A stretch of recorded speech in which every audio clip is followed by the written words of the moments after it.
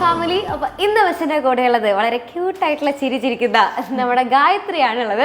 അപ്പോൾ ഗായത്രിക്ക് ഈ ഒരു വർഷത്തെ നമ്മുടെ +1 പരീക്ഷയിൽ 520-ൽ 516 മാർക്കാണ് കിട്ടിയിട്ടുള്ളത്. അതായത് വെറും 4 മാർക്ക് മാത്രമേ മിസ്സായിട്ടുള്ളൂ. അപ്പോൾ നമുക്ക് ഗായത്രിയുടെ അടുത്ത് കുറച്ച് കാര്യങ്ങളൊക്കെ നമുക്ക് ചോദിച്ചറിയാം. എന്തൊക്കെയാണ് ഗായത്രിയുടെ വിശേഷങ്ങളെന്നും എങ്ങനെയാണ് ഈ ഒരു മാർക്ക് കിട്ടിയിട്ടുള്ളതെന്നും അങ്ങനെയുള്ള എല്ലാ ഡീറ്റെയിൽസും നമുക്ക് ചോദിച്ചറിയാം.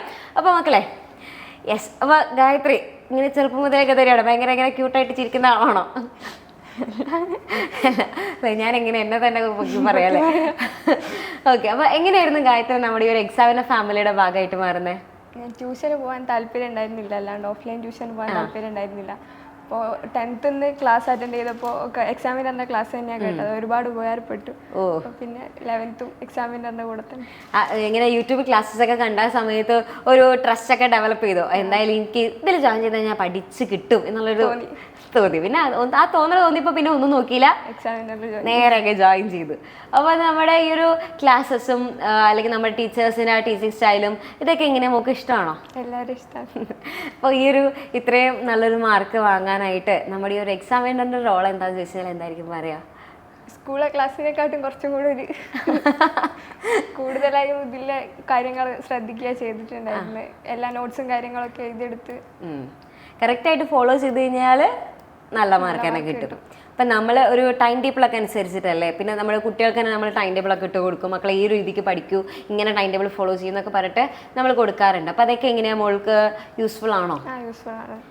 നമ്മുടെ ഇപ്പോൾ നോട്ട്സൊക്കെ നമ്മൾ പ്രൊവൈഡ് ചെയ്യുമല്ലോ. ഇപ്പോൾ ടീച്ചേഴ്സ് തന്നെ ഇപ്പോൾ ഹാൻഡ് റിട്ടൺ ആയിട്ടുള്ള നോട്ട്സൊക്കെ നിങ്ങൾക്ക് പ്രൊവൈഡ് ചെയ്ത് തരാറുണ്ട്, PDF ആയിട്ട് അയച്ചു തരാറില്ലേ? അപ്പോൾ അതൊക്കെ എങ്ങനെ മോള് യൂസ് ചെയ്യാറുണ്ടോ? ക്ലാസ് കഴിഞ്ഞ് നോട്ട്സ് ഒന്ന് റെഫർ ചെയ്തു. അപ്പോഴാണ് ഒരു ആശ്വാസം ഉണ്ടാവില്ലേ? പിന്നെ അപ്പോൾ കുറച്ചും കൂടെ കാര്യങ്ങളൊന്നും കൂടെ ഒന്ന് പക്ക ക്ലിയർ ആവും. അതന്നെ, പിന്നെ കുറച്ച് ഷോർട്ട് നോട്ട്സ് ആയതുകൊണ്ട് കുറച്ച് പഠിക്കാനും കുറച്ച് ഈസി ആയിരിക്കും അല്ലേ?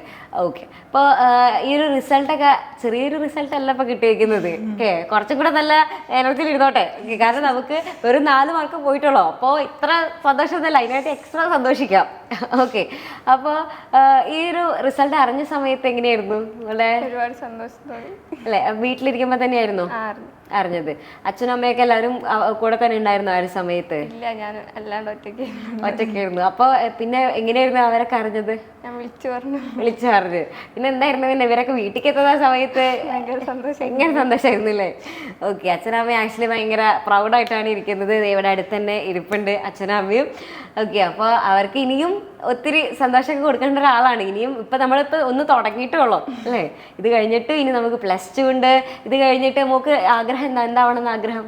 അങ്ങനെ പ്ലാൻ ചെയ്തിട്ടില്ല. ഇപ്പൊ ഒന്ന് +2 കൂടെ ഒക്കെ ഒന്ന് കഴിഞ്ഞിട്ട് ഒന്ന് ആലോചിച്ച്.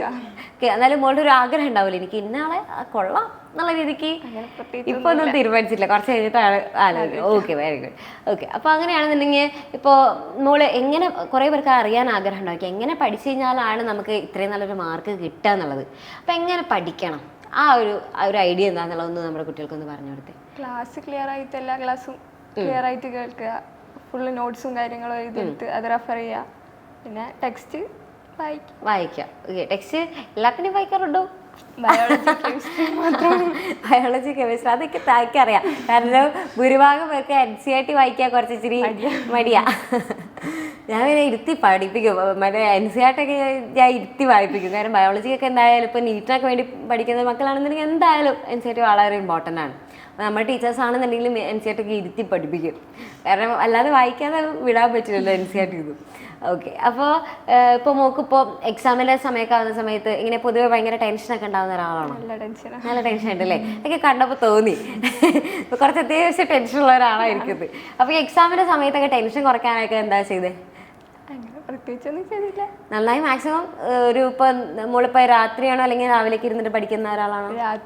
രാത്രിയാണ് കൂടുതലിരുന്ന് പഠിക്കാറ്. അപ്പോൾ ഉറക്കമൊക്കെ വരൂലേ? അപ്പോൾ ആ സമയത്ത് എന്ത് ചെയ്യും? ഉറക്കം വരികയാണെങ്കിൽ ഞാൻ കിടന്ന് ഉറക്കത്രേ ഉള്ളൂ. അപ്പോൾ മറ്റേ എന്തെങ്കിലും കട്ടച്ചായ കുടിച്ചിരിക്കുമോ അങ്ങനെ എന്തെങ്കിലുമൊക്കെ ചെയ്യാറുണ്ടോ? അതൊന്നുമില്ല അല്ല, ഉറക്കം വരുന്നവരെ ഇരുന്ന് പഠിക്കും, അതിന് ശേഷം നേരെ കിടന്ന് ഉറങ്ങും. അപ്പോൾ എക്സാമിൻ്റെ സമയത്തൊക്കെ മോൾ എങ്ങനെയായിരുന്നു? ഒരു ടൈം ടേബിളൊക്കെ അനുസരിച്ചിട്ടൊക്കെ ആയിരുന്നു? അതായത് നമുക്ക് സാധാരണ പഠിക്കുന്ന പോലെ പഠിച്ചാൽ മതിയാവില്ലല്ലോ എക്സാമിൻ്റെ സമയത്ത്, അതെങ്ങനെയായിരുന്നു? സ്റ്റഡി ലീവിൻ്റെ സമയത്ത് പകല് ഫുള്ളിരുന്ന് പഠിക്കും, രാത്രിയും കുറച്ച് നോക്കും.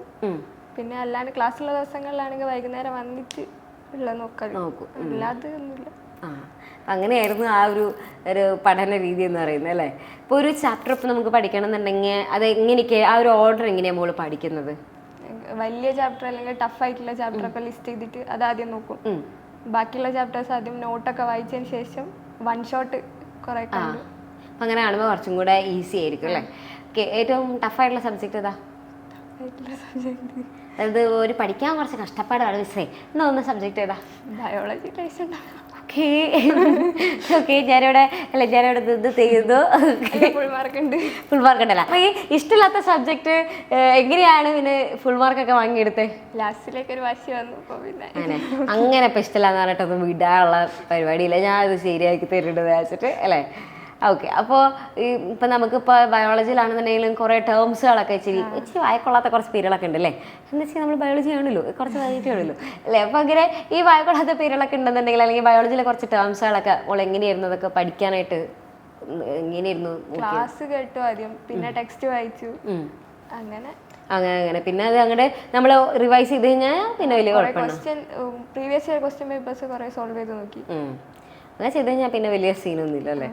ഈ പ്രീവിയസ് ഇയർ ക്വസ്റ്റ്യൻസ് ആണ് ഏറ്റവും വളരെ ഇമ്പോർട്ടൻ്റ് ആയിട്ടുള്ള ഒരു കാര്യം എന്ന് പറയുന്നത്. കുറേ പ്രീവിയസ് ഇയർ ക്വസ്റ്റ്യൻസ് ചെയ്തിട്ടുണ്ട്. ഓക്കെ, അപ്പോൾ മോളുടെ ഫ്യൂച്ചർ പ്ലാൻ എന്ന് പറയുന്നത് ഇതുവരെ തീരുമാനിച്ചിട്ടില്ല. Okay, yes. അപ്പോൾ ഇനി നമ്മുടെ ജൂനിയേഴ്സ് കുട്ടികൾ കുറേ പേരിങ്ങനെ വിചാരിക്കുന്നുണ്ടായിരിക്കും ഇത് എങ്ങനെയായിരിക്കും ഇത്രയും മാർക്കൊക്കെ വാങ്ങുക.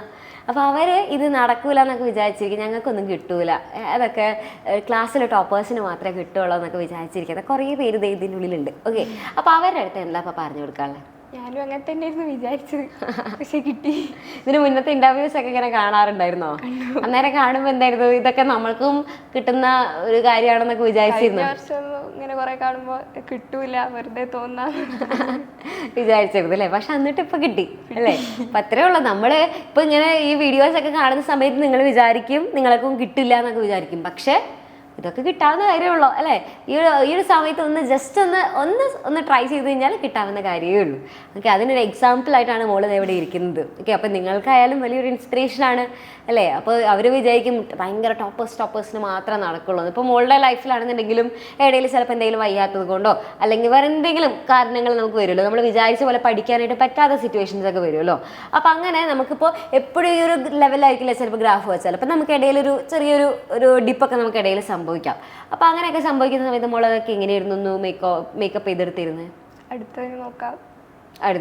അച്ഛനൊക്കെ പറയൂ അടുത്തതിന് നോക്കാം. ഫാമിലി ഫുൾ സപ്പോർട്ടാണോ? ഇങ്ങനെ പഠിക്കും മക്കളെ എന്ന് പറഞ്ഞിട്ടിരുന്ന് പറയാറുണ്ടോ? എക്സാം സമയത്ത് പറയും, അല്ലാണ്ട് പറയാ. ഇപ്പൊ രാവിലെയൊക്കെ എണീക്കണമെന്നുണ്ടെങ്കിലൊക്കെ അമ്മയൊക്കെ മറ്റേ ഉരുട്ടി മറച്ചിടേണ്ടി വരുമോ? ചെറുതായിട്ടില്ലേ? ഓക്കെ, ചെറുതായിട്ടത് ആവശ്യം വരേണ്ടി വരും. പക്ഷെ എന്തായാലും അല്ലേ പഠിച്ച് തുടങ്ങി കഴിഞ്ഞാൽ പിന്നെ കോൺസെൻട്രേറ്റ് ചെയ്തിരുന്നോളും. ആ ഒരു സ്റ്റാർട്ടിങ് ട്രബിൾ മാത്രമുള്ളൂ അല്ലേ, പിന്നെ അവിടെ അങ്ങോട്ട് ഇരുന്നോളും. ഓക്കെ, അപ്പോൾ അങ്ങനെയാണെന്നുണ്ടെങ്കിൽ ഇനി മോൾക്ക് നല്ലൊരു ഡിസിഷൻ എടുക്കാനായിട്ട് സാധിക്കട്ടെ. ലൈഫിൽ എന്തൊക്കെയാണ് ആവേണ്ടതെന്നുള്ളത് കുറച്ച് കഴിഞ്ഞാൽ ആ ഒരു തീരുമാനമൊക്കെ വരും, അതെന്തായാലും വന്നോളും. ഓക്കെ, കാരണം ഇത്രയും നല്ലൊരു മാർക്കൊക്കെ വാങ്ങുകയെന്ന് പറഞ്ഞു കഴിഞ്ഞാൽ മോൾക്ക് നല്ല ഉയരങ്ങളിൽ എത്താനായിട്ട് സാധിക്കും. പിന്നെ അതേപോലെ തന്നെ ഇനി +2-ലും ഇനിയും വരണം നമ്മുടെ അടുത്തേക്ക്. ഓക്കെ, +2-ലും നല്ല മാർക്ക് വാങ്ങിയിട്ട് വരാനായിട്ട് സാധിക്കട്ടെ.